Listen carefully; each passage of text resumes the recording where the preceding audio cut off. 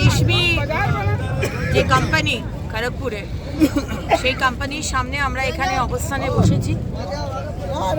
আমাদের কাছে খবর যে দুজন শ্রমিক, একজনের নাম সুমিত, একজনের নাম রাহুল, মঙ্গলবার আর বুধবার তারা মারা গেছে। তারা অ্যাক্সিডেন্ট হয়ে তারা মারা গেছে এবং এটা প্রথম নয়, এর আগেও প্রচুর মানুষ মারা যায় এবং আমাদের কাছে খবর তাদের বডি খুঁজে পাওয়া যায় না, বডিকে ফার্নেসের মধ্যে ঢুকিয়ে দেওয়া হয়।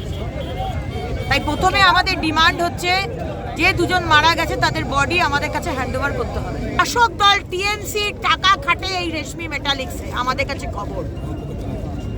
এবং এখানকার পুলিশ প্রশাসন, খড়গপুর টাউন আইসি রাজীব পাল এবং আগেকার যে এসপি ধৃতিমান সরকার, তাদেরকে ঘুষ খাইয়ে, তাদেরকে পকেটে টাকা গুজে দিয়ে রেশমি দিনের পর দিন এই অত্যাচার খড়গপুরের মানুষের ওপর, মেদিনীপুরের মানুষের ওপর চালিয়ে যাচ্ছে।